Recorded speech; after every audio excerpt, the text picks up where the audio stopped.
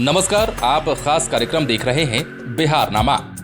आजादी की लड़ाई में बिहार का काफी योगदान था। यही वजह रही कि महात्मा गांधी ने बिहार के चंपारण को अपनी कर्मभूमि बनाया। इसके अलावा वे बार बार बिहार आते भी थे। इस धरती पर उनके कदम पड़ते ही सभी जिले के लोग उत्साहित हो जाते थे। उनके आह्वान पर लोग दौड़ पड़ते थे। कुछ लोग तो ऐसे भी थे कि जो घर के भोजन तक आंदोलनकारियों को दान कर देते थे। कोई सोना चांदी दान करते थे तो कोई नगद दान करता था। महिलाएं अपना जेवरात देने में भी हिचकती नहीं थी। ऐसे ही एक शख्सियत थे उमा शंकर बाबू। ये सिवान के रहने वाले थे। हालांकि कितना सुखद संजोग था कि इनका निधन भी 15 अगस्त को ही हुआ था। 15 अगस्त 1985 को इन्होंने अंतिम सांस ली थी।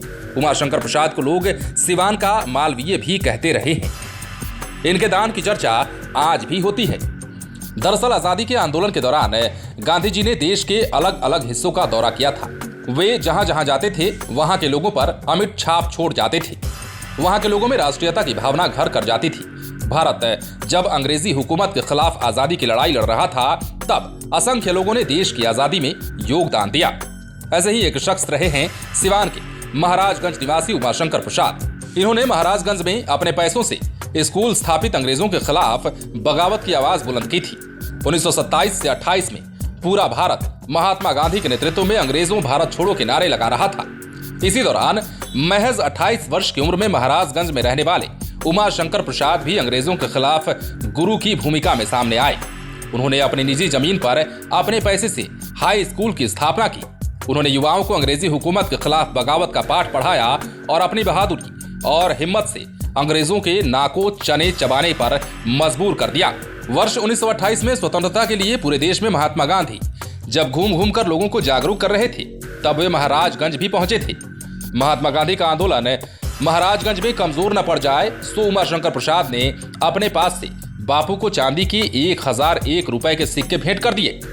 उमा शंकर बाबू ने बापू से यह कहा भी कि देश की आजादी के लिए अंग्रेजों से लड़ाई में पैसे रुपए की कोई भी कमी ना हो, इसलिए आप मेरी तरफ से ये भेंट स्वीकार कीजिए।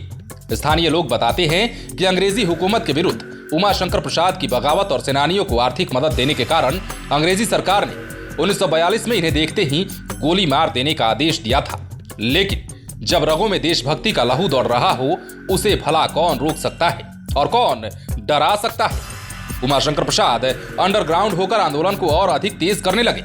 इससे आक्रोशित अंग्रेजी सिपाहियों ने उनके हाई स्कूल में आग लगा दी। इतना ही नहीं, आजादी के बाद उमा शंकर बाबू ने देश हित में मुआवजा लेने से इनकार कर दिया था।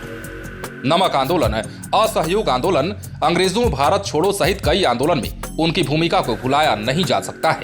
इतना ही नहीं, उमा शंकर प्रसाद 1962 और 1967 में महाराजगंज क्षेत्र से 2 बार विधायक भी बने थे। खबरों में अन्य अपडेट्स के लिए आप बने रहे बिहार इन शॉर्ट्स के साथ।